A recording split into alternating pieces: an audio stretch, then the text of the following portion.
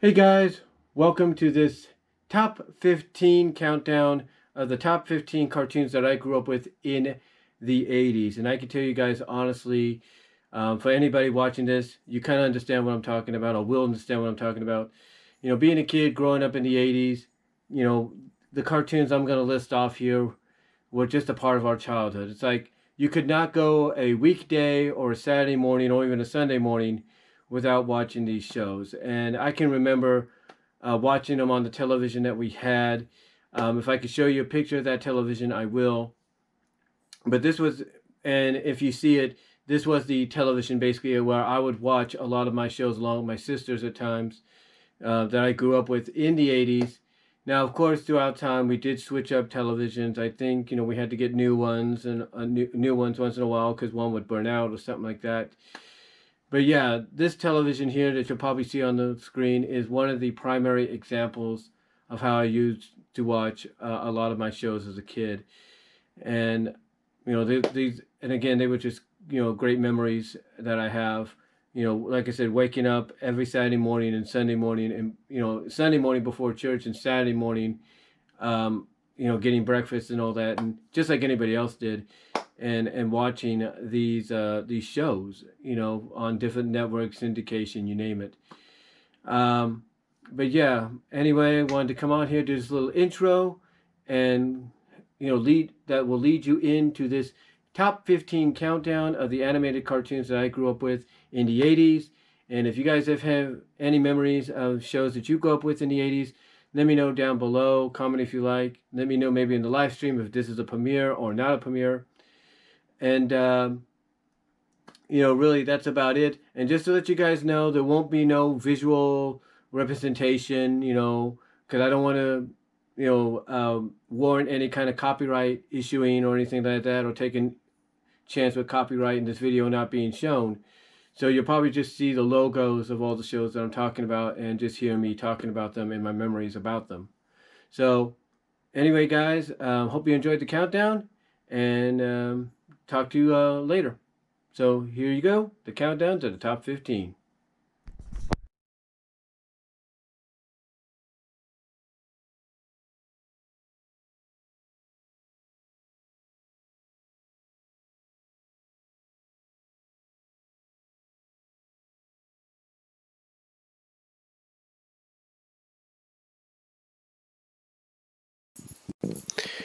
Alright, at number 15 is Turbo Teen.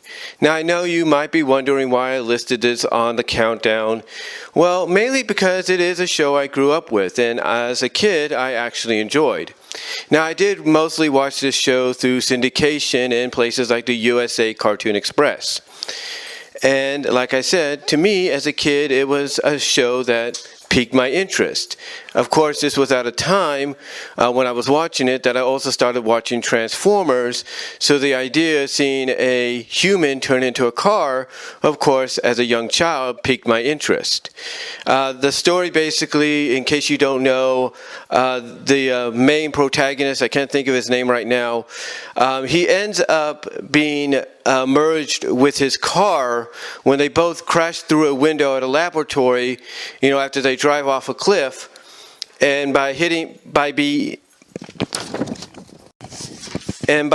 hit with this radiation ray, it causes them, like I said, to merge together, that being our main protagonist and his car, into one. So that anytime he gets red hot, in other words, he feels heat, he ends up transforming into his car, and when he gets cooled down, he transforms back to his human self. I know it's a weird concept. Everybody's kind of trashed this, kind of parodied it, made fun of it. But as kids in the 1980s, especially if you're a fan of Transformers or even GoBots or whatever, to see something like this come around, and I think it came around a little before or around the same time, but to see a show like this come around was really interesting. I mean, obviously it did take inspirations from a lot of things that came out around that time, like Knight Rider and, My Mom the Car and stuff like that. But again, for kids like me growing up at that time, it was just something that we really enjoyed and we really had fun watching. Now, unfortunately, it did only last one season. However, in that one season, it did get toys, it did get a comic book, but unfortunately, that wasn't enough to keep it going, and it ended after one season. However, it was reran, like I said, in syndication and on the USA Cartoon Express, where people like me, or kids like me, who didn't watch it fully the first time it came out on NBC, got to catch up with it around that time frame. Again, this would be around, I should say, the time I was watching the likes of Transformers and G.I. Joe and GoBots and all that. But yeah, starting off this list at number 15 is Turbo Teen. Again, I know you may have your differences about it, but hey, this is my list, my opinion, and again, these are shows I grew up on. So yeah, number 15, starting off the list, is Turbo Teen, and now on to number 14.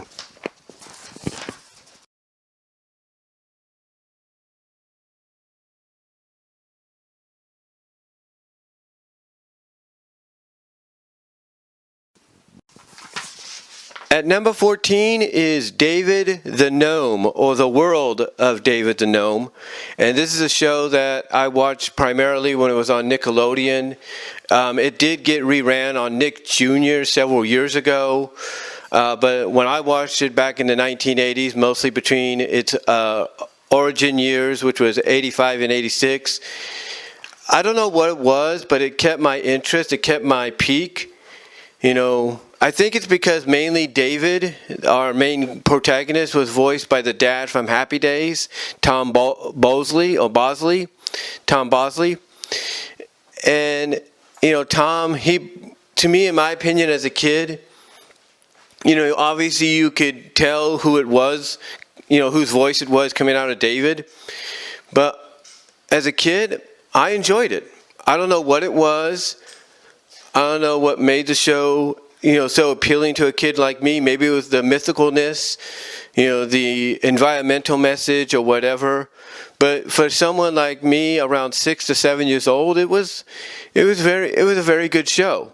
And of course, I think the reason it was also appealing to me as well was it was one of the shows that I would watch after my 4 hours of homeschool.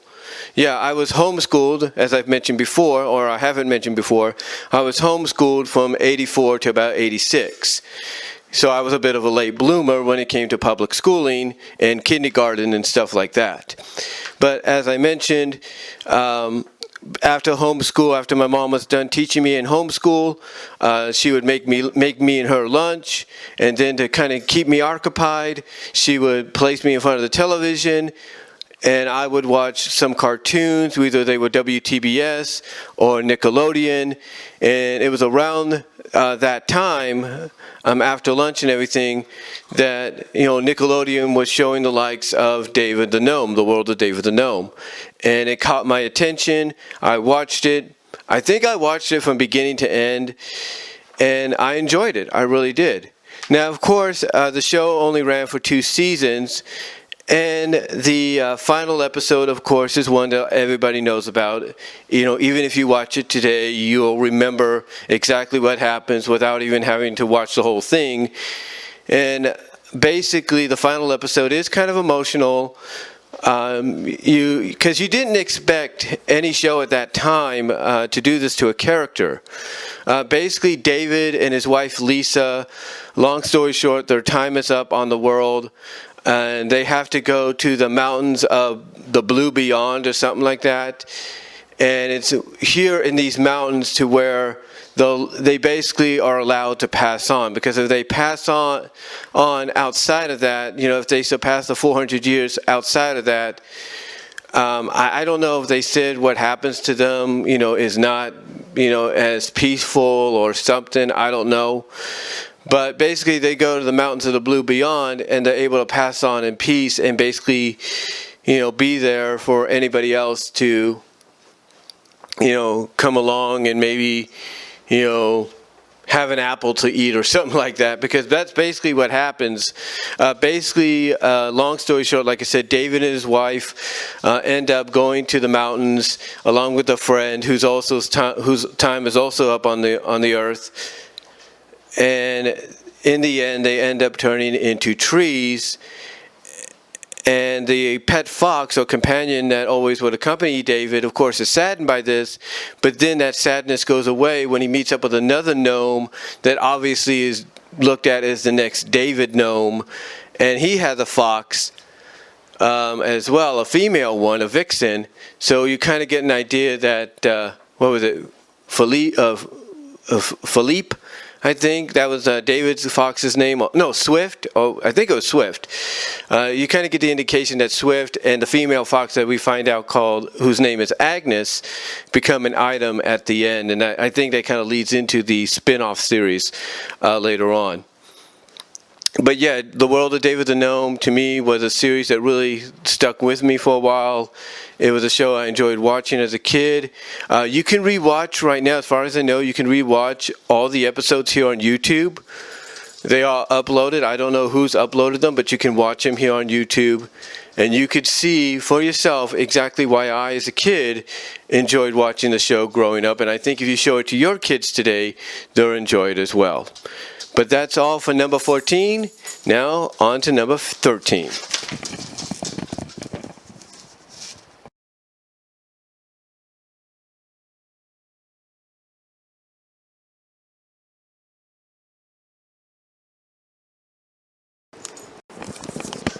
All right, at number 13 is Superbook. And no, we're not talking about the new Superbook that obviously is a success to a lot of kids and everything, or success as far as, spreading the gospel to kids and all that. No, we're talking about the Superbook that I grew up with in the 1980s, the anime that came from Japan that was actually, like I said, the anime that came out of Japan that was actually paid for, I think, by CBN at that time. CBN, I think, was a major contributor and distributor of the anime. And I remember watching the original anime of Superbook back when I was a kid, and it was one of the shows that my mom honestly would plot me and even my older sisters in front of to watch because of what it was about. The premise, basically, just like the new one, is you have these 2 young kids or 3 young kids and this robot called Gizmo. And I think later on, the dog, the Yorkshire dog, that get transported into the Bible or into certain stories of the Bible because, of the lesson they may have to learn that attributes itself to that episode. And the way they would tell it, the way they would have the kids interact was interesting because you didn't have any, because think about it. If you're someone from modern times and you get transported into biblical times, you don't think you're going to stand out in front of people? Well, obviously, nobody in the biblical stories that they would get transported into said anything. They didn't, berate them for what they were wearing. They didn't say anything or anything like that. They just, accepted them for who they were and just treated them like they were everybody else. Or anybody else, I should say. This also came especially when they would do the stories on Jesus. And, of course, they did touch upon Jesus being born. They did touch upon his crucifixion and his resurrection, and they did a decent job at it. By having the kids be there and witness it with their own eyes was actually pretty cool because you could just visualize yourself in those kids' places, I should say. Seeing this, witnessing this for the first time instead of just reading about it. Now, of course, Superbook had more than just one season.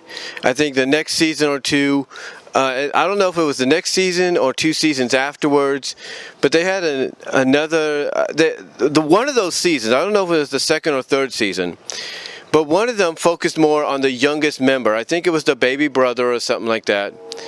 But it focused more on the youngest member, the youngest kid in the group, not our 2 main protagonists, but the youngest member. And I don't know who came up with the idea, but basically they would cause the kid and the Yorkshire dog to get, sent into and trapped into the world of the Bible and separated. Yeah, they would get separated. Again, I don't know what happened. I don't know if the Gizmo robot had a malfunction. But basically, long story short, the kid would go on journeys to try to find the dog. And every time it looked like he was successful, the dog would get transported to another part of the Bible or something like that, another era in the Bible. Now, eventually, they did reunite. I think it was towards the end of the season.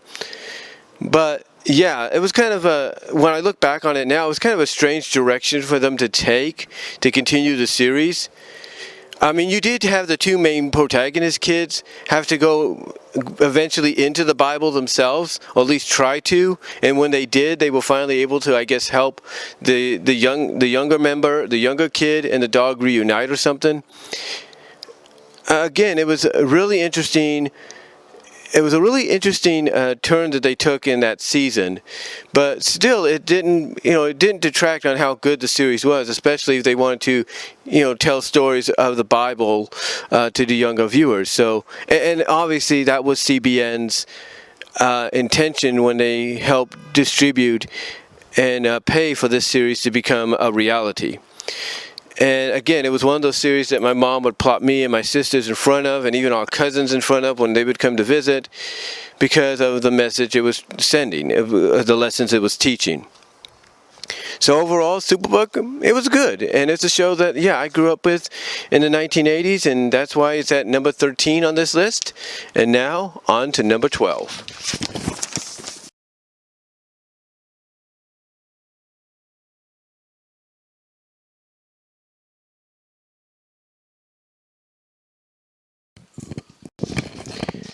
Alright, at number 12 is the Centurions.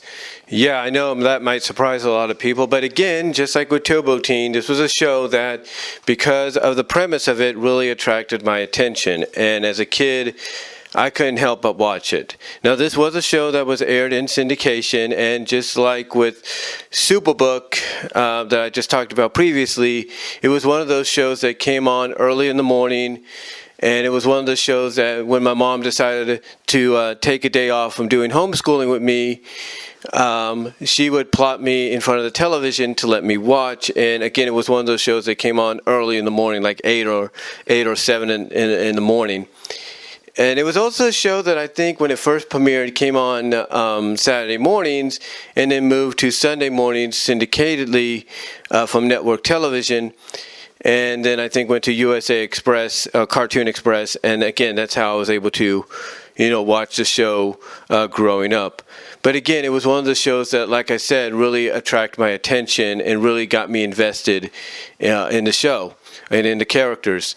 Now, of course, it did do the one thing it's primarily supposed to do, or any show was supposed to do at that time, any animated series, is supposed to do at that time. It advertised the toys, or it was basically that's what its purpose was, to advertise the selling of toys, and it worked because I do remember having like 1 or 2 Centurions as a kid. I think I had the Ace character, who was the blue Centurion, and I think I had Jake. I think the green Centurion. I think Jake was the green one. I can't remember. Maybe you guys can correct me. But I had the green Centurion and the blue Centurion, I'll put it that way. And I don't know what it was. I don't know if they were cheaper to get for I don't know if they were cheaper for parents to buy as toys, because they were distributed, I think, by Kenner. So that might be the answer right there. I think Kenner was always like cheaper than Hasbro and all them. But yeah, I remember having some of these toys. I didn't have any of the vehicles, as far as I know. I can't really remember if I've had the vehicles, but I do remember having some of the Centurion toys. And I enjoyed them. I really did. I think the reason my parents got me the Ace McCloud one, the blue Centurion, is for the fact that I think he was the one that was able to do water or something like that. And he was able to swim in water or something. Maybe that was the Jake Rockwell. I can't remember which one. I don't know if it was the green one or not. But one of them was, given to me because they were able to float, they were able to be in water a little bit, and anytime I would take a bath as a kid, or my parents would have me take a bath as a kid, I would play with that toy in there, and I think it did kind of float a little bit. Overall, though, again, like I said, I enjoyed the series. I really did. I do believe I watched all the episodes, although at that time, 60 to 65 episodes syndicated, that's a lot for a kid to watch, especially when it comes to a lot of shows. So, many of us can't really remember if we watched from beginning to end. I mean, there are some of us that can, but some of us that can't. And, Centurions is one of those shows that I can't truly remember if I watched from beginning to end. I probably did.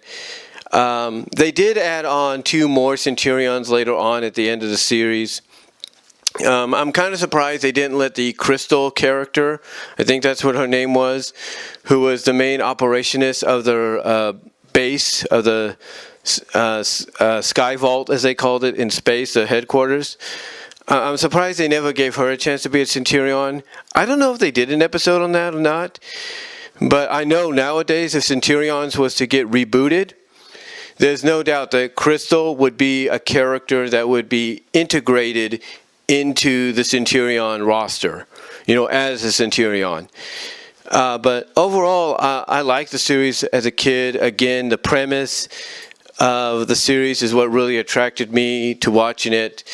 And I can't really say any more than that. So, yeah, number 12 is the Centurions. And now on to number 11.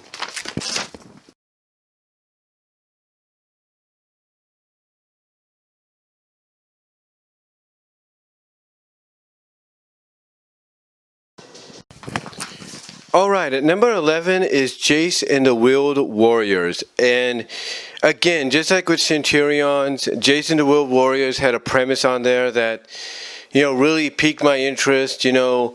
Characters transforming into vehicles, that being the antagonists, the monster mimes, if you will. But then you also had the vehicles and stuff that Jayce and his crew would use, and they would kind of transform from being one form to another. And like I said, you had Jayce and his crew's vehicles transform into different shapes at times, or kind of combined with other vehicles.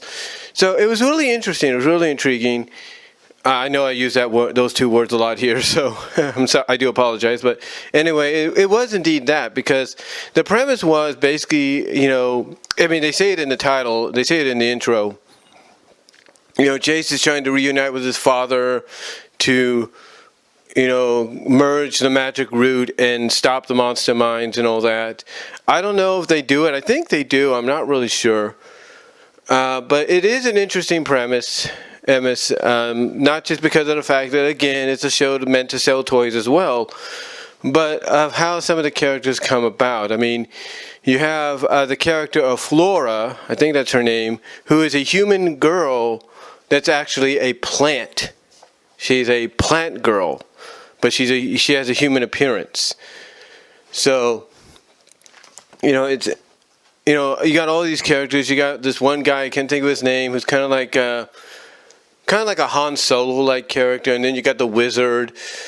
It's just a fun show to watch, and I can't say any more than that, because it's just one of those shows that you may look at how it's presented, you may look at the premise and be like, what the blank were they thinking with this?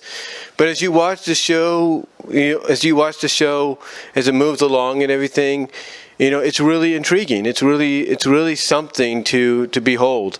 I mean, you even have this little knight character who was kind of like the sidekick or the assistant to Jayce's dad, and it's kind of the same way to Jayce in the series. And it's really fun. It's really a fun series overall. Like I said, the premise may kind of be a little confusing at first, but as you watch the show and it progresses, it's good. And they have to go, and here's the thing, there is continuity in it. They have to go through a lot of trials and everything at times to kind of complete their journey, or to so they can find Jayce's father. There's even one episode, I think Rob the Wonderful, when he talked about the series, brought this up, where they end up on basically this ice-like planet, this ice or crystal-like planet that will crystallize anything in its path, and it ends up crystallizing the entire crew except for Jayce. They turn into crystal statues. The little knight character, again, I can't think of his name, he ends up being the last one to be crystallized, but he gets crystallized into what looks like a brick or a piece of the wall, because he's trying to, move Jayce from being crushed by this crystal stuff and being crystallized, and he ends up sacrificing himself, and he becomes basically a part of the crystal wall. He becomes an extra piece now or something. And if you're wondering, yes, they do get restored, even though it makes it look like, even though it does show Jayce kind of like being in anger of the loss of his friends, they do get restored, so you don't have to worry about that. I mean, that's the one thing about a lot of shows back then and even now, and even in other mediums like comics. Just because they might, have a character sacrifice themselves to something, it doesn't mean they're going to stay that way forever. It's only to increase the plot of the show, or increase the plot, or of the episode, of the plot of the episode, kind of increase the dramaticness, if you will.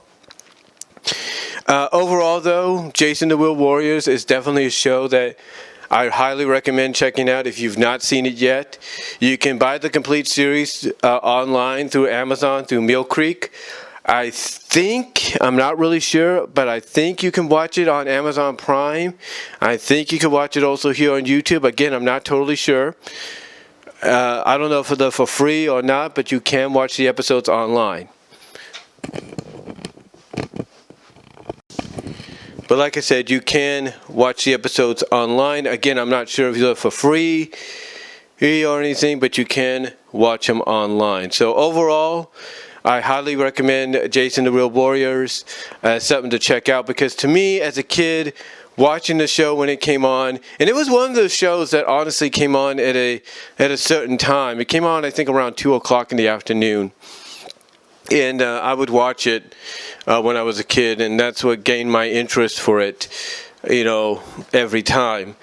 So yeah, Jayce and the Wheel Warriors definitely is a show that I enjoyed watching, and that's why it's at number 11 here on this list. And now on to number 10.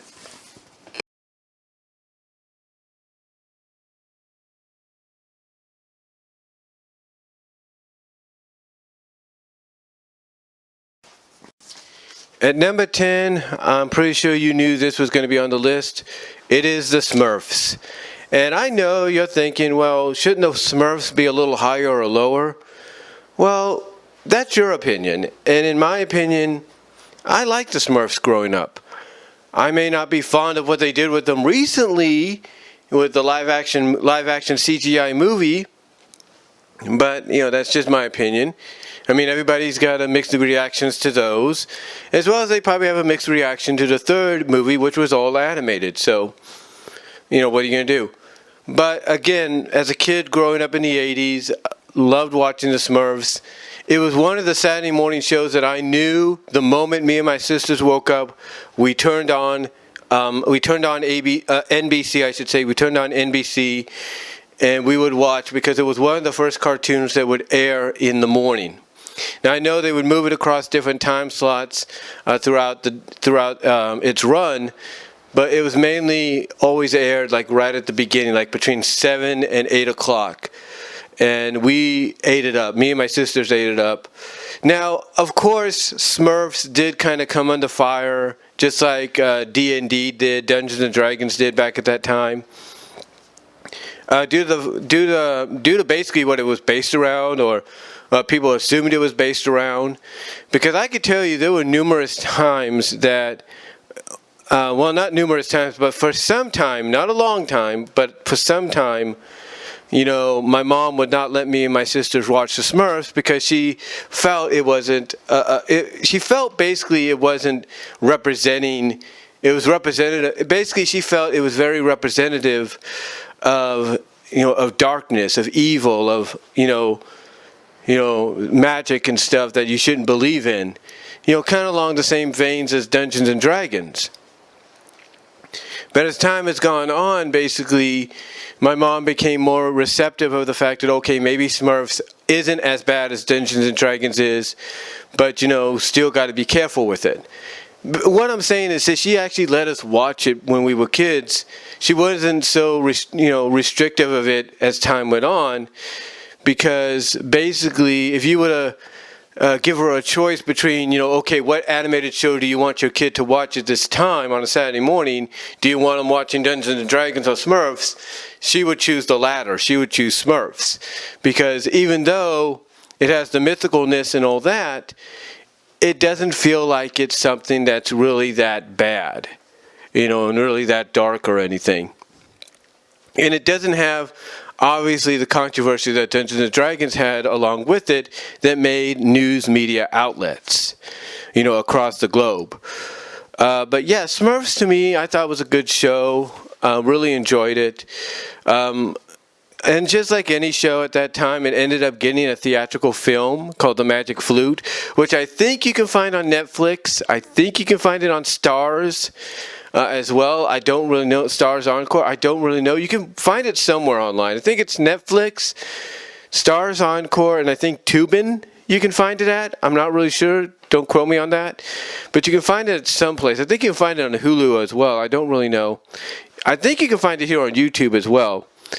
But anyway, the Smurfs to me was a great show to watch growing up, and you could tell as they, progressed throughout the years, the 10 years of existence. Yeah, this show went for 10 years, guys. It's about 10 years. This show and Friendship is Magic just ended its animated run last year. These two shows, no one would have expected to last as long as they did or gain the popularity they did with fans, but lo and behold, here you go. But yeah, Smurfs to me, it's a great property. It was a great show to watch as a kid. And like I said, I liked how they were progressing within the years and how the animation got a lot better with the show. And when they started finally focusing as well on specials and all that they would air, in the place of a regular episode. I like how the animation was more smoothed out, felt more fluid in a sense.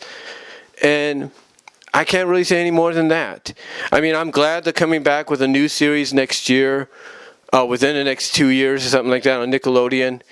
But Smurfs to me is a show that, again, when people tell you about Saturday mornings, when people talk to you about Saturday mornings, this is one of the shows they talk to you about. I mean, you want to know how long this show was on? You go to YouTube, you go and look up Saturday morning previews, and you scroll around and you find the NBC 1989 Saturday morning preview, and they have the Smurfs previewed in that special. And that special was hosted kind of in continuity, in character, in the world of the new series at that time, the original Saved by the Bell. So check that out if you want. But that gives you an idea of how long the Smurfs were around. So yeah, at number 10, you can't do a top 15 cartoons that you grew up with in the 80s list without including the Smurfs. So now on to number 9.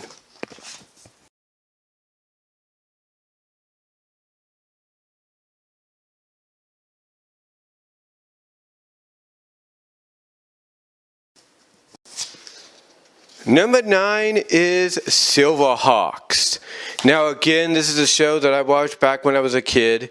This was a show that came on, I can specifically remember this, guys. It came on KTVU2 around 2 o'clock, between 2 o'clock and 3 o'clock in the afternoon in the mid-80s. And it was a show I loved. I could not get enough of this show. I think it was between the 2 o'clock and 3 o'clock hour it came on.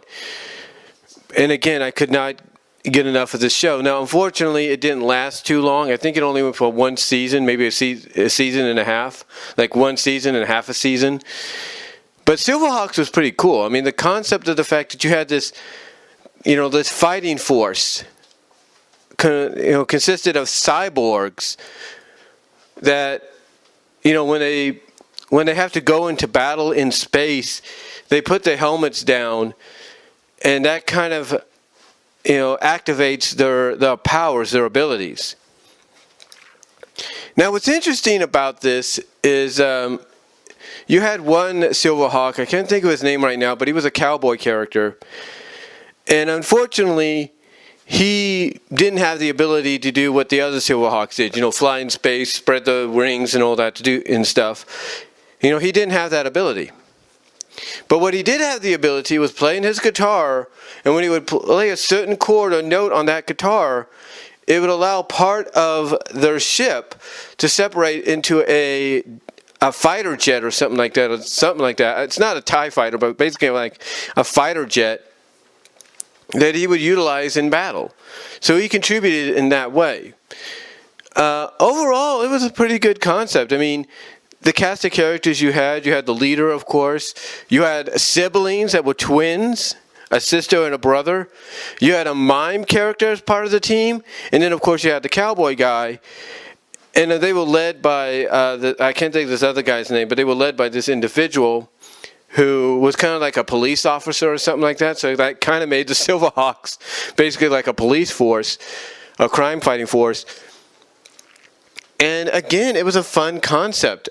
I mean, the enemies, the main antagonists they went up against kind of had like a similar ability to where, he would basically, when it was time to go into battle, he would call upon this power to allow him and whatever being or a creature he had on hand to become basically armored cyborgs themselves. It was a great show. I mean, I can't say any more about the show because talking about it doesn't do it justice. You have to watch it for yourself. But it was one of the shows that I remember watching back in the afternoon on KTVU Channel 2 on weekday afternoons between the 2 o'clock and 3 o'clock hour. It was one of those shows, and I really enjoyed it. I just could not get enough of it. So, yeah, Silverhawks, I highly recommend it. But to me, it's the number 9 show on my countdown list of cartoons I watched as a kid. And now, on to number 8.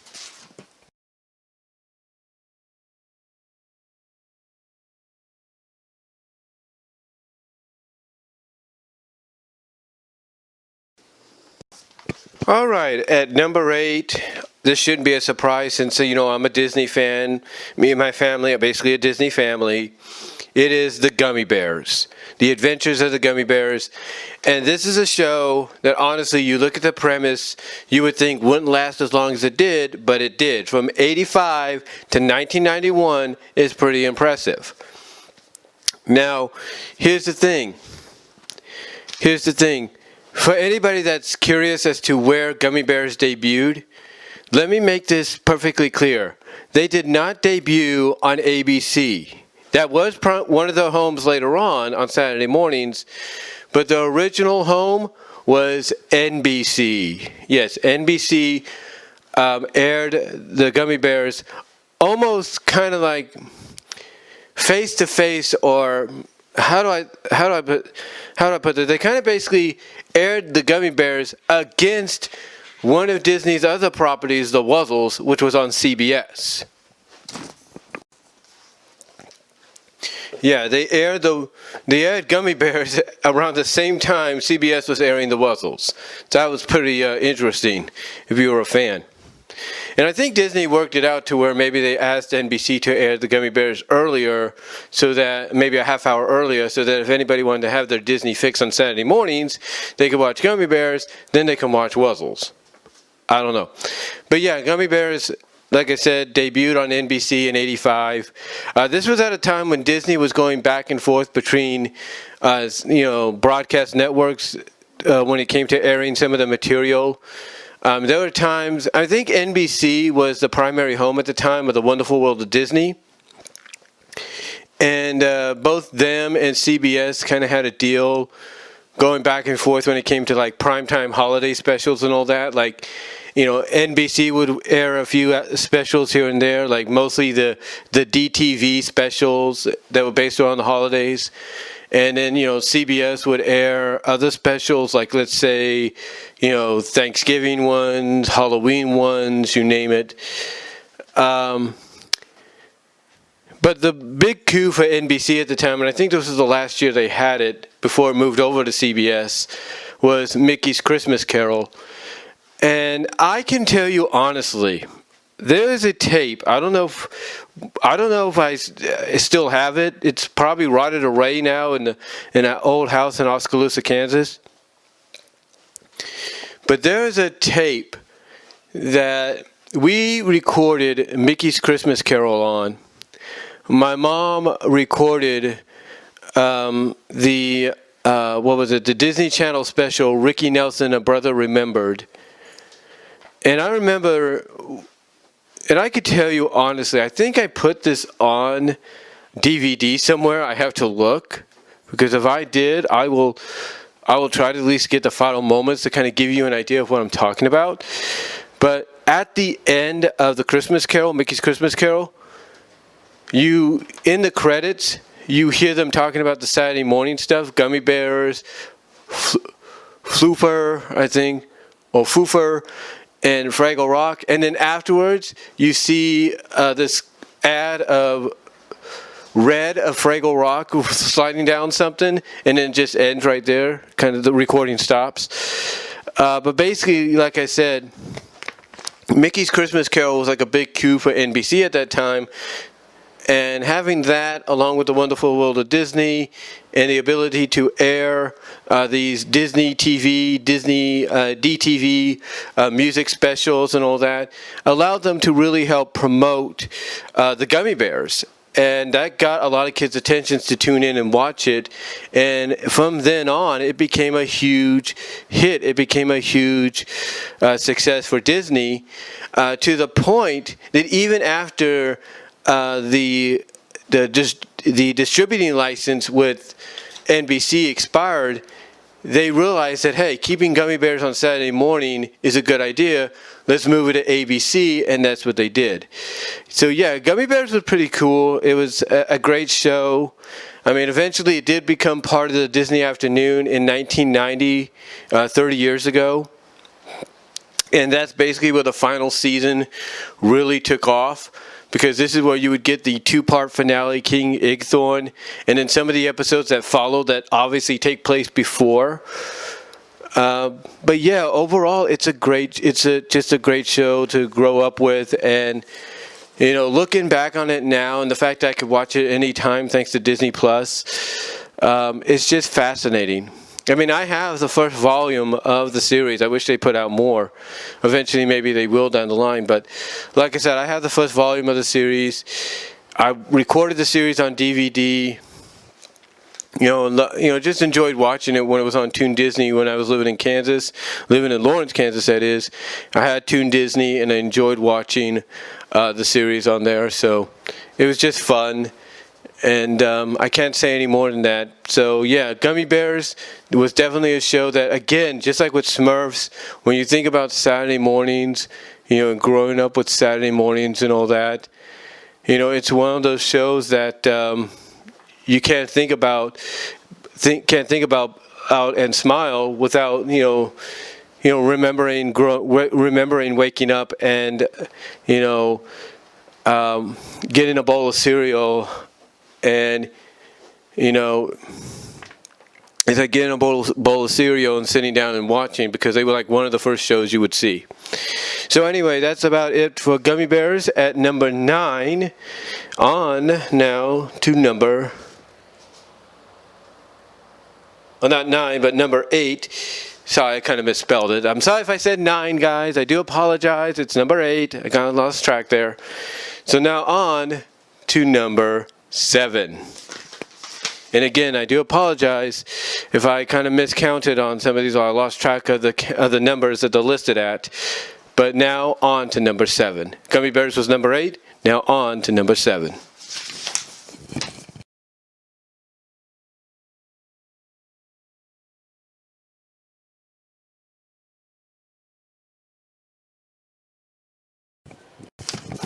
All right, at number 7, yes, number 7. Like I said, I do apologize for that mishap there. But at number 7, it's a tie. It is a tie between Gem and My Little Pony Generation 1. Now you might say to yourself, well, Brian, why do you got these on the list? These are girl shows, aren't they? Well, you see, at that time, yes. But looking back on it, growing up, all grown up and everything, I should say, looking back on it, these were shows that were very impactful. I mean, these were basically, along with the other shows I'll talk about later, laid the foundation for what would be known as the Hasbro universe. I mean, these were the shows that basically, helped put Hasbro on the map. They really did. I mean, when people talk about the big four of Hasbro in the 80s, of course they're going to add these two along with the other two I'll talk about later. But yeah, these were part of the big four. Now, unfortunately, Gem did not get a feature-length film, although there were plans for her to get one, I think around 1988, 89, an animated one that is, but she never did. I think it was 88 they were planning for the release. But My Little Pony, they got a movie. But what's funny is they got a movie only basically 2 primetime specials into their existence. Yeah, 2 primetime specials into their existence. My Little Pony got a movie, the original 86 My Little Pony movie. And unfortunately, just like another movie that came out that year, even though nowadays it's got a cult following and people kind of see it for the charm that it has, box office wise, it wasn't a big success. It was, it just didn't have that feel that was needed to really make it a success that, Hasbro was hoping for. And this, of course, along with the other box office bomb, led to another feature film being a direct-to-video, direct-to-television release, and led to the Gem movie being scrapped. However, like I said, these 2 shows, along with the ones I'll mention later, did leave an impact on everybody's childhood growing up. I mean, again, if you think Gem and My Little Pony G1 were just for girls, originally you would think that. I mean, I could tell you honestly that I really wasn't that interested in Gem or My Little Pony G1. But if I had to watch them, mainly because, it was raining outside or, there was nothing else to do, I would watch them. I would watch them because, of course, being a kid, 6, 7 years old, you don't know any better, you don't really know any better except for the fact that, hey, it's a cartoon and, it's something to watch, something to keep me entertained. But what really, I think, when you look back on it now, when it comes to a lot of them, to both shows, I should say, what really won us over at times is the action and adventure that was in each of them and the diversity. I mean, Gem and the Holograms is a great example of diversity.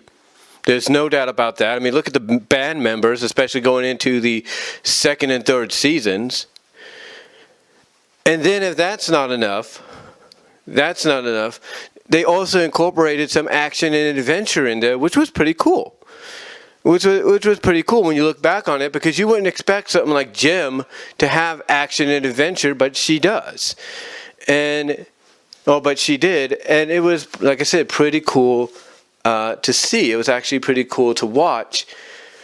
Because, again, looking back on it now, you kind of appreciate that what Hasbro was trying to do is they were trying to appeal not just primarily to girls, because the toys they were selling were kind of like Barbie doll-like toys. There was no doubt about that. But they were also trying to appeal to boys with the action and adventure. I mean, why do you think they added in Rio as Gem's love interest in the series? because they knew, if they needed an action guy in there or a guy in there for some action scenes, throw punches and all that, Rio would be it. And he's done that, and he did that several times in the series. And here's the thing, Jem wasn't the only one that tried to be diverse. When you look back at G1, My Little Pony, you would think at first, again, just like Jem, it's mainly for girls. But what they do later on, especially towards the end, really kind of helps out. Even what they did at the beginning when they first introduced MLP, can really get your attention. Because I can tell you honestly, when they did Return/Escape from Midnight Castle, the pilot, as a primetime special, I don't think we did see it when it came out originally. But when they added it to the episodic circulation of the series while I was running in syndication, while I was running in syndication, I should say, a lot of people finally got a chance to see that episode, and it garnered a lot of people's attention. It garnered not just a young girl's attention, but it garnered the young boys as well, because you're looking at this special knowing, okay, it's an animated. It's an animated version of the girls franchise, My Little Pony. It's appealing to girls and all that. It's got songs and all that. But then all of a sudden you see the original version of T-Rex show up, and you see what his plans are. You see the character of Scorpion and Spike, and it's like, oh, and you're like, holy crap, what is this? Again, looking back on it now, you realize that they were trying to appeal to both genders. They were. And My Little Pony tried doing that even more so towards the end of the series, that being G1, towards the end of the series, when they started introducing the Big Brother ponies. Yeah, the Big Brother ponies. They were introducing these characters towards the end, and they did this because they were trying to appeal to both genders. And it wasn't just that either. In G1, they had human characters called, main human characters, allies, one of them being Megan. And then, along with Megan, she had her younger sister and she had her younger brother. And when I look back on it now, and I think I thought about this too back then as a kid, it was kind of reminiscing of me and my siblings, except Danny, who was the brother, would have to switch with the younger sister when it comes to age, because I was the youngest in my family, and my second oldest sister was the second oldest. So yeah, basically you'd have to age reverse the ages of the Danny character and the younger sister of Megan to kind of make it look very identical to me and my sister's age range, if you know what I mean. But anyway, though, they had him in there to basically, again, appeal to the boys as well, because, he would try to act all tough. He would act all tough and everything, not to show much emotion. Try to be old boy, kind of be that representation, if you will.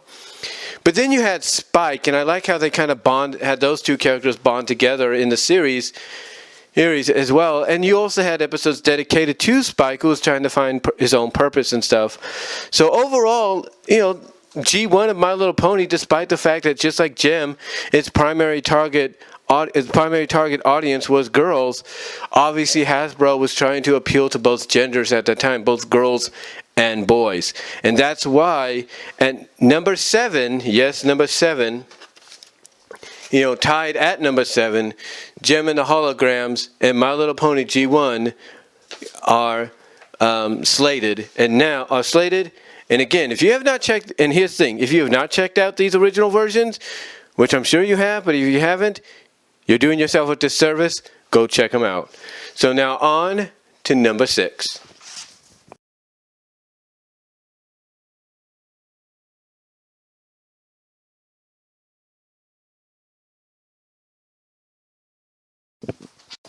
Number 6 is Thundercats. Yes, Thundercats. And what more can I say about Thundercats? I mean, you take a look between them and Silverhawks. Thundercats ended up being the most successful out of the Rankin Bass animated series that they did back then. It ran for about, what was it, three seasons? I think 2 seasons.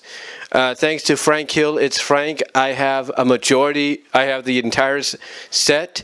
I have the entire set of Thundercats. So thank you to him for that. But yeah. You know, Thundercats, again, was one of those shows that was really intriguing. And you would think, with the premise that it had and the enemy that it had, that it would be a show that would be would be the kind of show that was not suitable for kids of religious backgrounds or beliefs. But it was one of those shows, just like with Smurfs, that despite maybe a bit of controversy at first, became a success, and people were able to look past it because, again, I think the thing was, you present them a choice. Hey, do you want your kids? What do you choose? You want your kids to watch Dungeons and Dragons or Thundercats? What do you think they're going to choose? You know what I'm saying? Anyway, though, yeah, Thundercats to me was a great show. I loved it. I love the fact that as the series progressed, they added new characters. They added new characters. They added new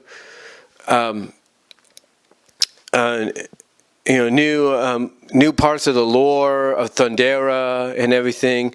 I really enjoyed it, and it was one of those shows that, growing up, watching it around the 2 o'clock to 3 o'clock hour, again on KTVU Channel 2. I loved it. I just couldn't get enough of it, and I especially was happy when Cartoon Network brought it back, made it part of Toonami, and I'm even more happy now that Hulu has it, along with the 2011 reboot, which a lot of people feel that if any show had a great reboot and revival that stayed true to the spirit of Thundercats and went beyond it, it was the 2011 one. So overall, though, I really enjoyed Thundercats as a kid. Never had any of the toys, unfortunately, but watching the series was good enough than anything, and I can't really say any more than that. So, highly recommend watching it. If you've not seen it, again, you can now see it on Hulu. Check it out. I think you will. I truly believe what I'm trying to say is I truly believe you will not regret watching this series. Again, it was just something to watch it. And here's what's funny: in between the 2 o'clock to 3 o'clock hour, when Thundercats came on, they came on back-to-back with Silverhawks. And if you think about it now, as a fan of both, you would think they were trying to allude to the fact that both were in the same continuity.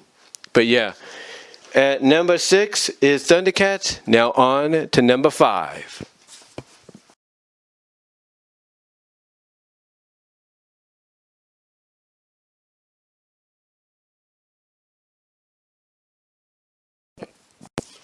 Number 5 is M.A.S.K. Yes, M.A.S.K.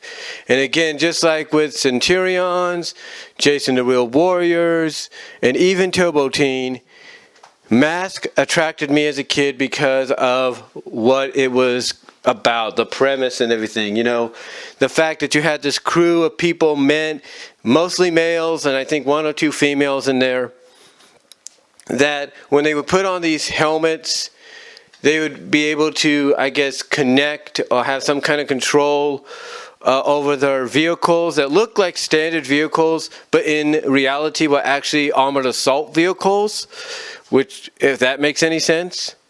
But yeah, they were armored assault vehicles. Basically, like, you had this semi-truck that, became more than that. Became like well, it wasn't a tank, but obviously became like a battle station or battle vehicle.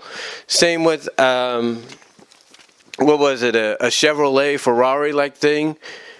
Michael Mercer, check out Michael Mercer here on YouTube. He could tell you more about that. But basically the premise again of the show of having not just the good guys, the M.A.S.K. team, having these abilities, but you also had the antagonist Venom doing it as well.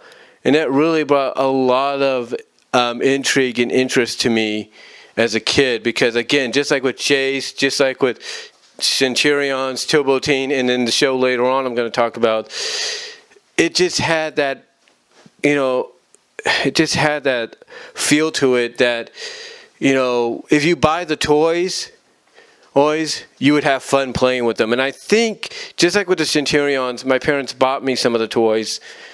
I don't know if they bought me the car. I don't know if they bought me the car, which I think Matt Tracker, I think that was his name, drove. Or they bought me the semi-truck. I can't remember. But I know they bought me one of them. And I really enjoyed playing with them as a kid. And overall, the show was just fun to watch. And it was a show that aired in the afternoon on KBHK, known as KBCW now, but KBHK 44 in syndication.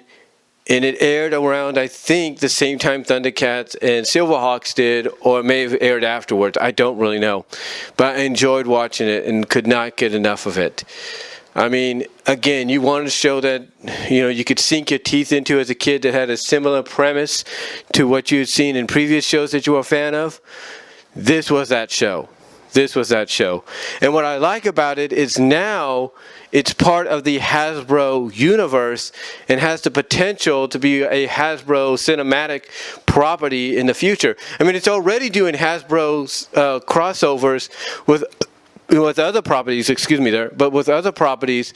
If you want a good example, check out the crossover comic that IDW did along with Hasbro called Revolution, I think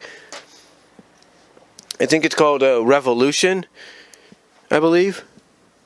Yeah, it's called Revolution. You know, check that out. You'll see exactly what I'm talking about. But yeah, M.A.S.K. overall is a great series, and highly recommend people watch it.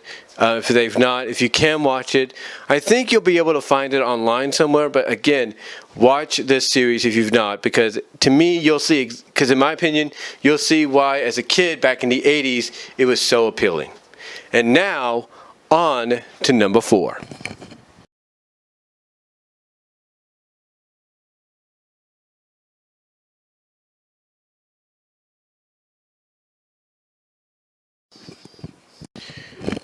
Number 4 is another tie, but they're actually basically the same kind of premise, show, continuity. He-Man and She-Ra. And we're not talking the new She-Ra, we're talking the original OG She-Ra that got introduced in the cinematic movie, the animated movie pilot, if you will, theatrical animated movie pilot for her series, The Secret of the Sword. She-Ra, He-Man and She-Ra, and what can I say about these shows that nobody else has ever said yet? I mean, if you want a lot of good information on it, they have a documentary on Netflix called The Power of Grayskull. Check that out. I've just begun watching it a little bit myself. I might check that out tonight while I'm eating dinner. But obviously, again, what can I say that nobody else has said? I mean, if you want people showing you the love for the original Filmation, He-Man and She-Ra, check out Clownfish TV. Check out Clownfish TV. Search She-Ra, He-Man, Clownfish TV. And listen to what Geeky Sparkles and Neon have to say about He-Man and She-Ra. I mean, you want to talk about people that are fans of both these shows, the original OGs of them. You know, they are an exemplification, easy for me to say, of people that love the original material and feel that it shouldn't be messed with. So yeah, He-Man and She-Ra, I can't say any more than that. I mean, I can tell you honestly though, one thing is that as a kid, I think I've mentioned this before, when He-Man would come on, again, it was one of those shows that was kind of iffy with my mom, but she knew, okay, you know, it's going to keep him entertained. It doesn't really have anything bad. And, you know, obviously there's no reports of something appearing in the house because, playing with the figures or playing with the game or anything like that. So, again, she let me watch it. And like I said, you want an example of me and my sisters kind of enjoying the same thing, or kind of like, okay, I watched my portion, now you're going to watch your shows. I would watch He-Man, and my sisters would watch She-Ra. I'm not lying about that. I am not lying. They would watch He-Man. I would watch, I mean, I would watch He-Man, is what I'm saying. They would watch She-Ra. And then when they would start doing, and then what was interesting is when we found out about The Secret of the Sword as a movie, I think we rented it or watched it as it came on television and then in 5 parts and all that. But when we watched that, that kind of gave us an idea of, oh, wait a minute. These are the same, they're within the same universe or same continuity. Heck, we can watch both together. And that's what we did as kids. You know, anytime there was a She-Ra episode that had He-Man, I was right there with my sisters watching it. So, yeah, again, I can't say any more about these two shows that I grew up with in the 80s and watched. And again, this was around the 2 o'clock, 3 o'clock hour. And I think it was it KTVU2 or was it KBHK? I don't know. I also know there was another station as well. There was KICU 36. They aired some shows. So I don't know if it aired on KICU. And I don't know if it aired on Coffee, which is KOFY 20. I don't know. It was one of those 4 stations. I can't remember. But I do remember watching it anytime it came on and enjoying it. So yeah, number 4 tied at number 4, He-Man and She-Ra. Can't say any more than what other people have said. Now, on to number 3.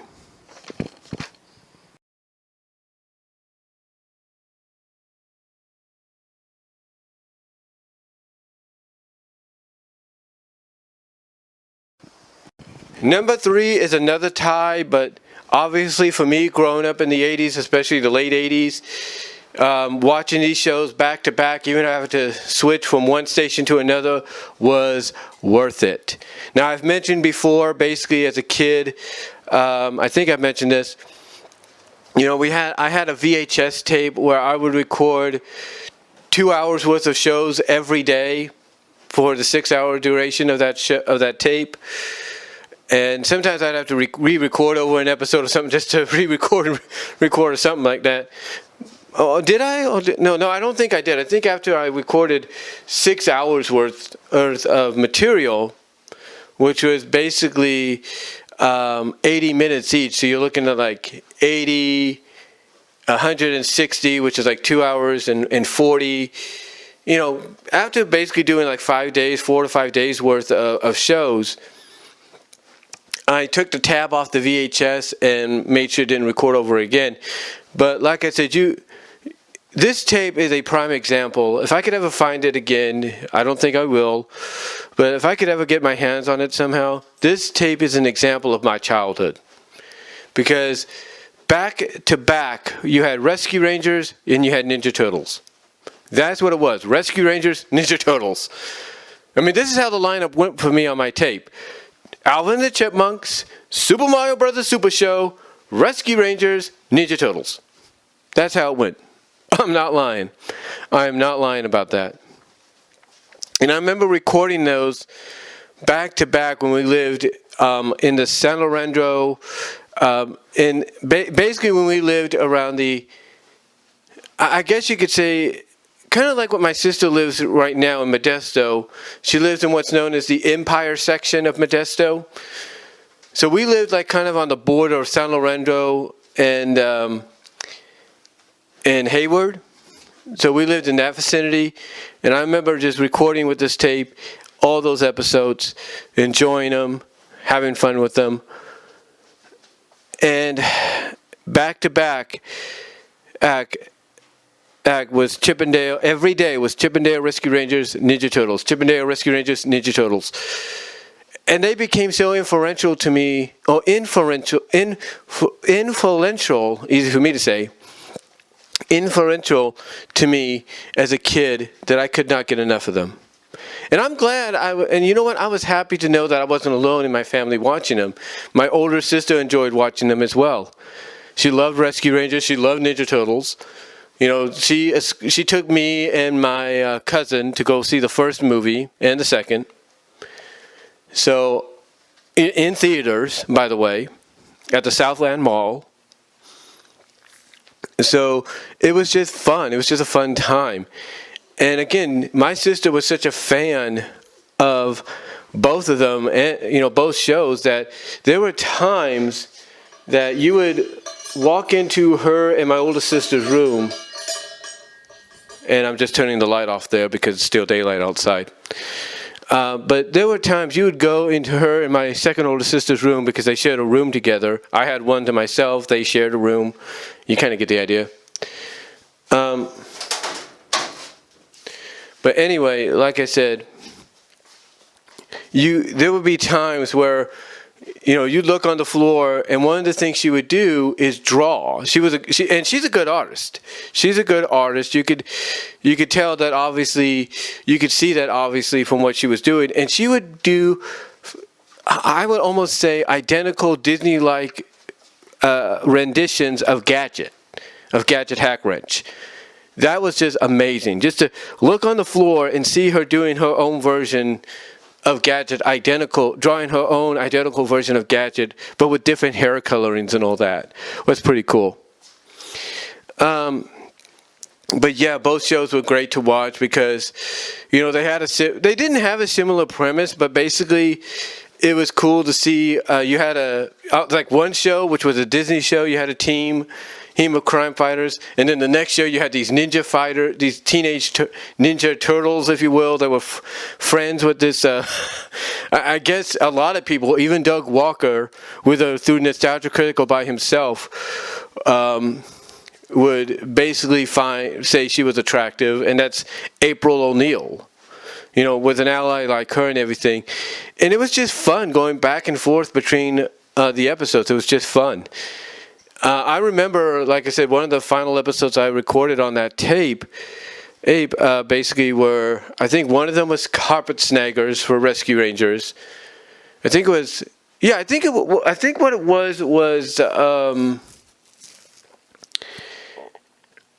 it was Carpet Snaggers for Rescue Rangers, and what was the other one, I think it was Carpet Snaggers,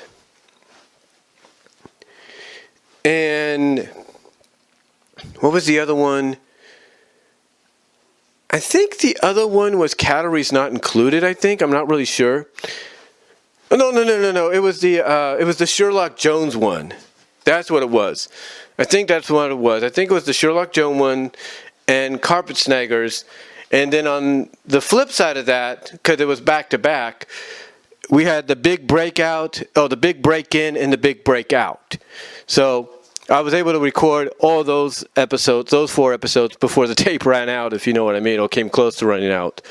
So it was really a fun time. And again, that VHS tape was just an example of my childhood right there. I wish I would have kept it, because I'll tell you right now, I enjoyed it. I loved it. I think I may have somewhere put those episodes, at least the Ninja Turtle ones, onto DVD. I have to see. To see where I have that DVD at, if I do. But again, that's just a prime example of, having 2 good shows back to back. The only thing was I had to change from one channel to the other to watch it. Like Rescue Rangers was on KTVU, KTVU 2, Channel 2, which is now Fox 2, here in the California Bay Area. And basically, Ninja Turtles was on KBHK, now KBCW. And again, I just enjoyed watching them. I could not get enough of these specials. I couldn't get enough, period.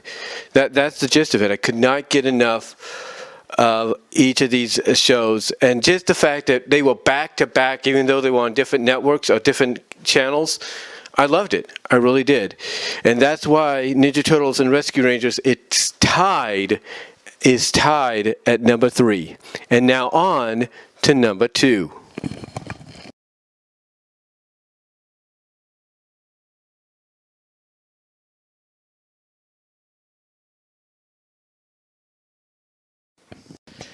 So number 2, I think it's obvious, if I'm talking about a top 15 cartoons I watched in the 80s, as a kid. Number 2 is G.I. Joe. And G.I. Joe, what can I say about G.I. Joe as a kid? It was one of those shows that I loved. And it was part of the Big 4 Hasbro block. They may have not named it that back then, because I don't think they were worried about naming 2 hours of a animated programming block in syndication after something. I don't think they were too worried. But G.I. Joe was one of those shows I loved. I just couldn't get enough of. I mean, it was just fun to watch. I mean, the fact that you had I mean, I can't say any more than I think anybody else has said. I mean, Michael Mercy can give you an entire history. Michael Mercy, Zara Nizarak. You know, these people could give you an absolute history on G.I. Joe, more so than I can. And I watched G.I. Joe when I was a kid, too. I watched every episode. And I have the complete series. Except for the Deke interpretation that Hasbro went with, or licensed the franchise out to after they had a falling out with Sunbow, I should say, and Marvel. But besides that, I have the other show. I have the main G1, the main first interpretation through Hasbro and Sunbow. It was, I just can't get enough. I just could not get enough of G.I. Joe. It was so good. It was so good. I mean, the characters were great. You had a complete diversity of characters not just by race, ace or anything, but also by gender. You had female butt-kicking characters in there, from Lady J, Scarlet, CoverGirl, Jinx, you name it. You know, they were in there. Even the freaking bad guys, Cobra had some bad butt-kicking women there, like the Baroness, Zorana. I mean, the list could go on.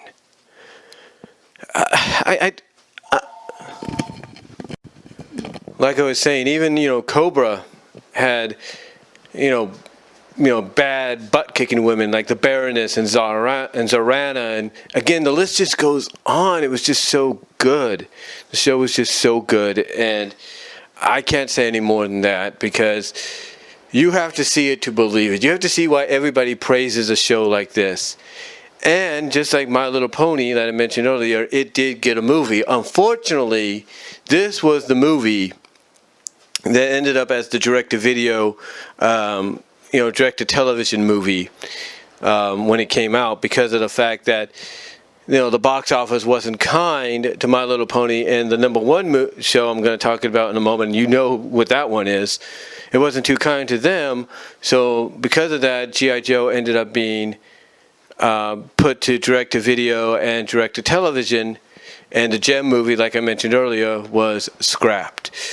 But yeah, overall, G.I. Joe is just one of those shows that, looking back now, if you're wondering why people are so immersed by this show, this franchise, and love the characters and get upset when certain characters get killed off and they shouldn't be, or portrayed in ways they shouldn't be, this first animated series is that reason. You need to see what I'm talking about. So with that said, now on to number one, and I think anybody that grew up in the 80s like I do know exactly what number one is.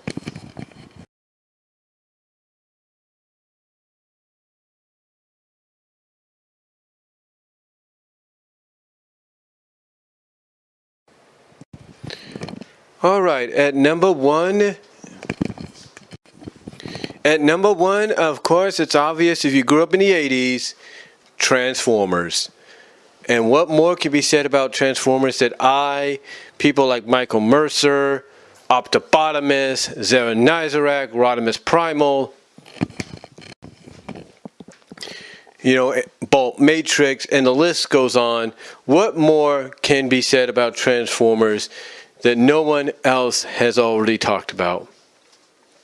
I mean, you want to talk about a franchise that has a long-lasting legacy that continues to this day, to the point that the people at Hasbro themselves just recently inked a deal with Netflix to debut the War for Cybertron trilogy, starting with Siege, and then going to Beast Kingdom, and then to Earthrise.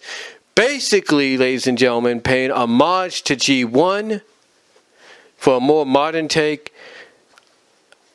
I mean, what more can be said? And I have talked about this on numerous occasions. G.I. Joe and Transformers, I remember it clear as day, aired when I first saw them. Aired on KTVU2. Now, eventually down the line, KBHK got the license to air Transformers on their network, but for a time they were on KTVU2, known as Fox 2, back to back with G.I. Joe. Back to back. And I loved it. And as I mentioned earlier, even though they didn't coin it this way, we essentially from 3 to 5 o'clock had the Hasbro block on KTVU. We did. We had the Hasbro block on KTVU, and it was glorious. I mean, for like the female demographic, for the young girl demographic, like my sisters, you had Jem and My Little Pony. And then for the boys, you had G.I. Joe and Transformers. Now, sometimes they would rotate them, mix them up a little bit, I will admit that. Because sometimes it would be ponies, Jem, G.I. Joe, Transformers. But at times they would mix them up and be like ponies, G.I. Joe, Jem, Transformers, and so on and so forth. But the thing is, Transformers always concluded, most of the time, the Hasbro block. There was the 2-hour Hasbro block on KTVU. There was no getting around that. And it was a fun time. I really enjoyed it. I was happy that I got to see these episodes when I did. And again, like I mentioned earlier, when I talked about the number three shows, the number 3 slot of show, the number 3 tie of shows was Rescue Rangers and TMNT. I had a VHS that had original airings of Transformers on there. I had one. And I had it to the day I moved back here to California. And by now, just like my other VHSs I recorded with, it's probably melted and rotted away. But point being, I had those. And I loved it. I loved recording them. Couldn't get enough of it. I mean, again, like I said, what more can be said that nobody else has said? Not even myself. I mean, watching the show, my mom plopped me in front of the television because, again, she was homeschooling me, and even though it came on 4.5 hours after homeschool, whatever it did, or after we were done doing homeschooling, she put me there because I didn't really have any friends at that time, except for those at church and my cousins. But point is, she plopped me in front of the television, and when Transformers came on, that show hooked me. It hooked me. And any show that I mentioned already prior on this list, from Turbo Teen to Centurions to Jayce and the Wheel Warriors, all having a similar concept to Transformers, it was because of Transformers that I got invested in those shows. It was because of Transformers that I became a fan of those shows and why those shows became part of the countdown here. Again, you can't talk about... Again, I cannot talk about this series and say what no one else has already said. I mean, the fact that I can recall just sitting there one day, or sitting in my room playing with my toys or doing something, and my mom calls me to the freaking living room.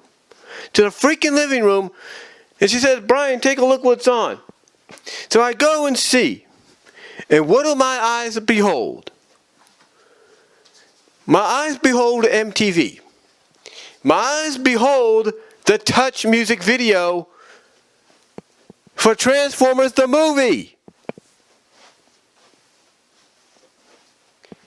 And this was the first time I ever got to see any footage from the film. And speaking of the movie, just like everybody else, from Michael Mercer, or Michael Mercy, Zeranizarak, Optibonimus, Rodimus Primal. You know, the list goes on. You know, the Game Chasers. Again, the list goes on. That I remember watching Transformers one day, that one faithful day, watching it, and the next thing I know, here comes a freaking advertisement for the movie. And of course, as I've mentioned before, I didn't get a chance to see it in theaters. But the moment me and my family went into the neighborhood video, which we used to shop at, or used to rent movies at, the moment I looked on that billboard and it said coming soon, Transformers the movie, here's the freaking date. My parents said, if you do good, if you behave, we'll reserve the movie for you. And they did. And I remember holding that movie in my hand when we got home, placing it, having my dad place it into the VCR after dinner, and watching it. And I loved it. Now, yeah, of course, I had a big gray pillow, and there were some moments I couldn't see because, you know, being a kid, you look that they're going to traumatically affect you. Especially when you see your hero in that show be killed off. But besides that, I continued watching Transformers after that into the final seasons, even with the return of Optimus. I just could not, I mean, you could not tear me away from that screen. You could not. You could not tear me away from that screen. And as far as the movie, when it came on VHS, when it was on VHS, numerous times I watched that movie. And I'm not just talking about just a several times here and there. I'm talking millions of times, to the point that my older sisters are like, you know every single word for scene for scene. Yeah, no shit. Excuse my language, but yeah, no shit.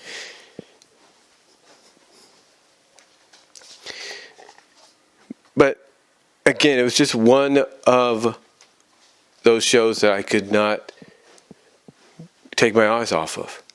And even when they did the season 5, I guess you could call it a season 5, with the stop motion puppet of Power Master Optimus Prime, I still watched it.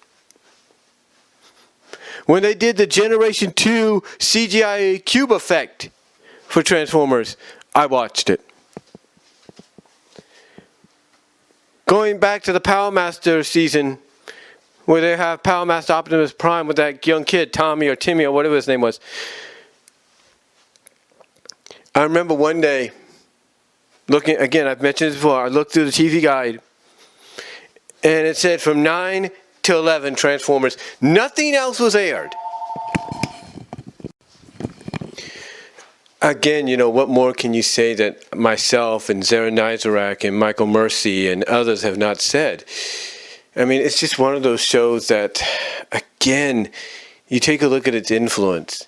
It's just so renowned and so beloved. I mean, to the point that when the Michael Bay movies came out, people were okay with them because at least there was some reminiscing of G1 in there, not entirely, but some, you know, and that was cool. That was great to see. And the fact that we just got, and the fact that we all finally got to see live action Transformers was good enough. But if you want to know the appreciation and love that this show has, the impact, the legacy, like I mentioned earlier, that this show has had, don't look any further than, you know, the Bumblebee movie. I mean, if you want a good example, I would say check out Angry Joe, check out Andre Meadows' Black Nerd Comedy. They did trailer reactions, secondary or first trailer reactions to the Bumblebee movie. And when you see the reaction, the smile on their face, when they see the G-Run representation in Bumblebee, that right there is an example of the impact and love and legacy that this show has. And again, like I said before I pause there, I remember watching even up to when they had the Power Master Prime. And I remember one day just looking through the TV guide, and one day it said on KBHK 44, Transformers 9 o'clock, but then it didn't say anything afterwards. Usually it would have, something like another episode of Transformers listed at 9:30, and then something else like Gem or something, another show like, I don't know what other shows they had at that time, but they didn't. Instead, it was Transformers at 9 o'clock, 11 o'clock, something else came on. 2 hours. And anytime I saw that, that was an indication to me of the show in the movie. The show in the movie. And sure enough, they did. And I told my mom, I know what they're doing. I want to record this. She said, you do good in school, we'll let you record it. And I did. I recorded Transformers the movie in syndication. Now here's the thing though. Here's the thing. The syndicated version was cleaned up in a sense. There was no swearing, period, anywhere. But it was pretty much the same movie. It was pretty much the same movie, just a few things were taken out, mostly the swearing or something like that. And it concluded with the touch video. Again, what more can you say? What more can you say about that? And I don't know if any of you experienced that as well, but believe me when I say that to me is a memory I'll never forget. And we were living, I'll give you the fact of the matter. I'll give you a fact right now. We were living on Tamayo Street in Fremont, California when that happened. We were living on Tamayo Street. Right at the end, before we entered that Cat Rock, we were living in that house on the right. We lived there. And that, ladies and gentlemen, is where I recorded the movie. And I kept that VHS close to me up until, like I said, before I moved back to California from Kansas. I enjoyed having it. But again, it just shows you the impact and legacy that a show like that has. That I can remember memories like this. Again, I've talked about this before. I've shown this before. I can remember my 10th birthday. I got Power Master Optimus Prime. I got Power Master Optimus Prime. Sorry about that if you heard that. My lip hit the wind cover for the mic. But anyway, I got the original Power Master Optimus Prime. I don't know what happened to it as I got older, but over the past couple of years, I got it back. I got back my original Optimus Prime, my original Power Master Optimus Prime. Can't say any more than that. Can't say any more. So, ladies and gentlemen, yeah, I'm going to end the countdown here at number one. Number one is Transformers as the number one show I watched growing up in the 80s, and I don't think, and I know for sure, I'm not alone in that. So till next time, guys, God bless, take care, I'm out, and thank you all for listening to the top 15, this top 15 countdown. Let me know what your memories are of these shows that you grew up with in the 80s, if you did. But until then, guys, God bless, take care, stay safe, I'm out.